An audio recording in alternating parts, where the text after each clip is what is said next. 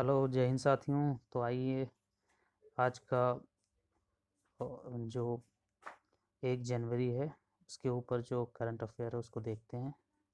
नमस्कार।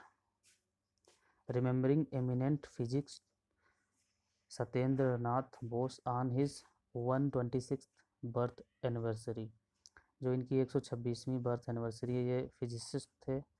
इनको भौतिकी का मतलब बहुत ही गॉड पार्टिकल के बारे में इनको फादर ऑफ गॉड पार्टिकल कहा जाता है, डॉक्टर सत्येंद्र नाथ बोस को। और इनका जो टाइम पीरियड है वो 1 जनवरी 1894 से लेकर 4 फरवरी 1974 तक रहा। तो आइए इनके बारे में ज़्यादा जानकारी देखते हैं। ये सत्येंद्र नाथ बोस की इमेज है।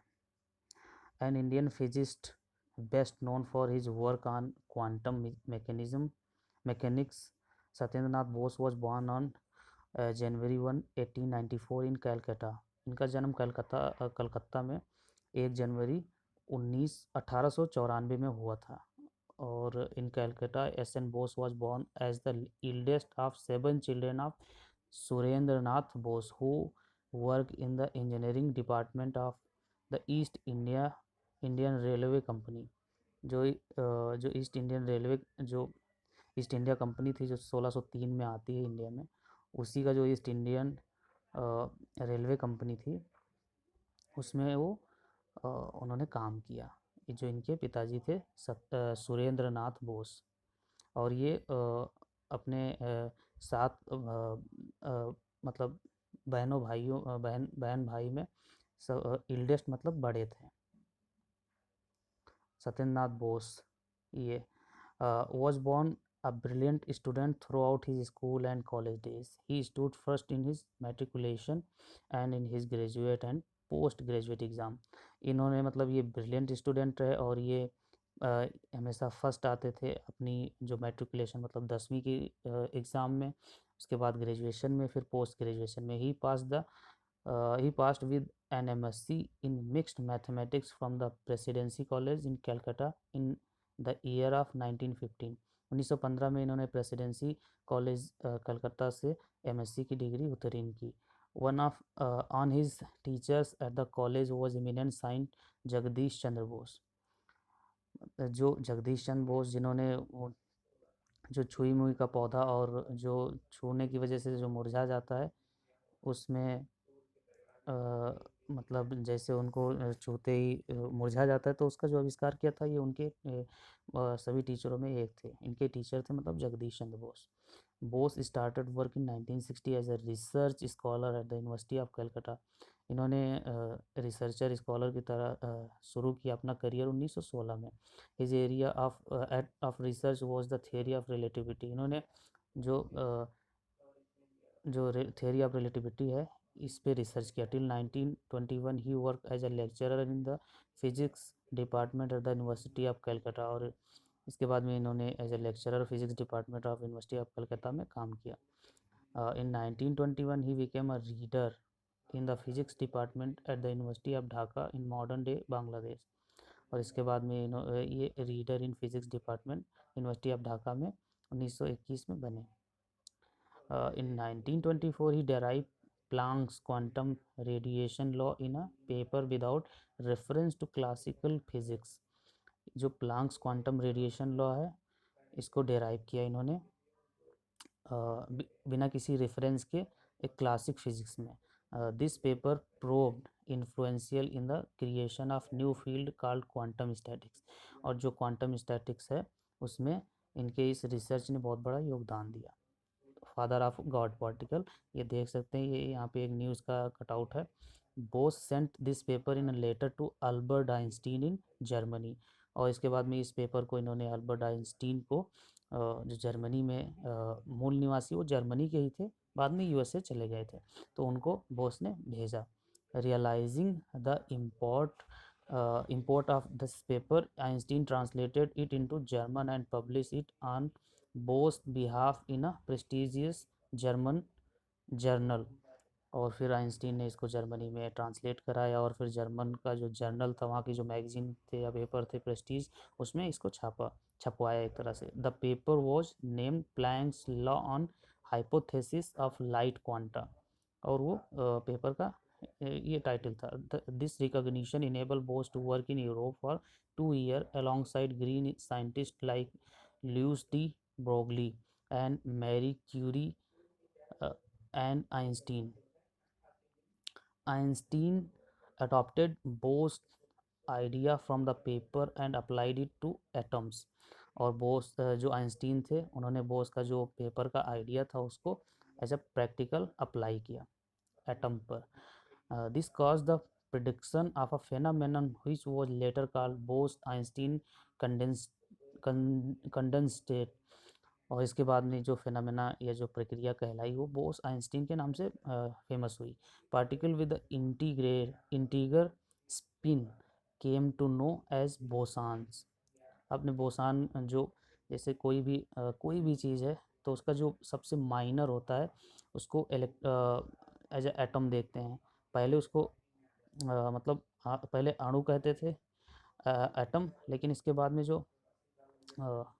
मतलब मॉलिक्यूल होता है अणु, जो मॉलिक्यूल था उसके अंदर भी बताया गया कि इसके अंदर भी अणु रहते हैं, मतलब मॉलिक्यूल में भी एटम रहते हैं। फिर एटम के अंदर जैसे इलेक्ट्रॉन है, प्रोटॉन है, न्यूट्रॉन है, और एंटी न्यूट्रिनो है, बोसान है, हिग्स बोसान है, बहुत सारे होते हैं। तो बोसान उस छोटे से जो मॉलिक्यूल है, मान लीजिए एक चीनी का कोई टुकड़ा है या कुछ भी है, कोई भी फिजिक्स या कोई भी फिजिकल चीज़ है, उसके अंदर जो है उस चीज़ को यहाँ पे ड्राइव कर रहे हैं। तो जो बोसान जो integer spin came to know, जो इंटीगर स्पिन कर रहा था उसको इन्होंने बोसान नाम से बोसान नाम दिया, क्योंकि बोस आ रहा था तो बोस और जो आइंस्टीन का था तो उसी को मिला के बोसान नाम निकला। The name was suggested by Paul Dirac in Bose honour. और इसको जो ये सत्येंद्र नाथ बोस थे इन्हीं को मतलब ऑनर करने के लिए ये नाम पॉल डिरैक ने दिया। Bosons are particles that obey the Bose Einstein statics. और ये बोसान वही पार्टिकल्स हैं, वही मतलब पदार्थ हैं जो बोस और आइंस्टीन की स्टैटिक्स पे फिट बैठते हैं। The Higgs boson particle more famously known as the God particle is one of the many boson. और जो हिग्स बोसान है वो बहुत सारे बोसान ही हैं जो गॉड पार्टिकल के नाम से जाने जाते हैं, और इनको पद्म विभूषण भी दिया गया। India's great physicist. और after work in Europe he return to work in Dhaka university as the head of physics department. और इसके बाद यूरोप के बाद में ये ढाका लौट आए। After the countries partition he return to Calcutta and taught at the university till 1956। और फिर इसके बाद में जब पार्टीशन होता है तो 1956 में ये कैलकाटा आ जाते हैं और कैलकाटा में पढ़ाते हैं। ही continued research in nuclear physics, organic chemistry and applied research. इन्होंने रिसर्च कंटिन्यू किया न्यूक्लियर फिजिक्स में, ऑर्गेनिक केमिस्ट्री में एंड अप्लाइड रिसर्च में। Apart from physics he was also interested in biotechnology, geology, zoology, engineering, anthropology and literature, both English and Bengali। इनको biotechnology मतलब जो biotechnology में जो जीव विज्ञान से रिलेटेड जितनी भी खोज होती हैं उसमें, जियोलॉजी में जो धरती से रिलेटेड है, जूलॉजी मतलब जो जंतुओं से रिलेटेड है, इंजीनियरिंग जो इंजीनियरिंग तरह तरह की होती है आप देखते हैं, एंथ्रोपोलॉजी में जो जीव का विकास कैसे हो, जिस इसमें ज़्यादातर हड्डी का और इस तरह का देखते हैं, एक तरह से मानव के विकास को ही देखते हैं। और लिटरेचर आप समझते हैं आर्ट एंड जो ह्यूमैनिटीज़ के सब्जेक्ट हैं, जैसे अब इनको लिटरेचर में इंग्लिश और बंगाली के ऊपर अच्छा लगता था। Bose was appointed adviser to the council of scientific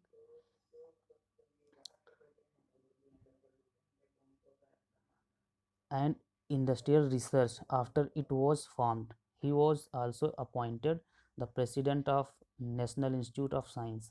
इनको प्रेसिडेंट भी बनाया गया नेशनल इंस्टीट्यूट ऑफ साइंस का, in Indian static institute and the Indian Physics Society. He was also made the general president of Indian Science Congress. He was nominated to the Rajya Sabha in 1958। 1958 में राज्यसभा में nominated किए गए। He was made a fellow of Royal Society. Bose was awarded the Padma Vibhushan in 1954। 1954 में पद्म विभूषण भी इनको दिया जाता है। और फिर इसके बाद में he was nominated for the Nobel Prize but was not awarded the prestigious award। इनको नोबेल प्राइज़ के लिए भी नॉमिनेट किया गया, लेकिन इनको दिया नहीं गया, ऐसा कुछ था। Indians would feel disappointed at this snub, but Bose himself was not out regret, perhaps because in the field of science, having your name imprinted in the language of the subject was for more enduring than a Nobel. कुछ कारणों की वजह से जब ये Nobel nominate होने के बाद में इनको नहीं दिया जाता है तो इंडिया के लोग बहुत डिसअपॉइंट फील करते हैं। लेकिन ये जो बॉस होते हैं ये कुछ भी अपने आप को मतलब नेगेटिविटी में नहीं जाते और कहते हैं कि जो नाम है साइंस की दुनिया में वो महत्वपूर्ण है, ना कि कोई prize. His discovery remains one of the top achievement of the 20th century, and S.N. Bose is a name which rests right among the top names in theoretical physics. तो 20th सेंचुरी में जो S N Bose का नाम एक खोज की तरह देखा जाता है, और इनका ज़्यादातर जब भी नाम आता है तो थ्योरेटिकल फिजिक्स में सबसे ऊपर लिया जाता है। Bose died on February 4, 1974। 1974 में 4 फरवरी के दिन इनका निधन हो जाता है at the age of 18 Calcutta, 80 वर्ष की उम्र में कलकत्ता में। इसी के साथ में ये वीडियो का अंत होता है। आइए देखते हैं क्या क्या हम लोगों ने डिस्कशन या किया है। ये शुरुआत का इंट्रोडक्शन पार्ट, और इसमें father of God particle, Padma Vibhushan इनको दिया गया और नोबेल प्राइज़ के लिए, और इसी के साथ में ये यहाँ पे ख़त्म होता है। बहुत बहुत धन्यवाद। जय हिंद।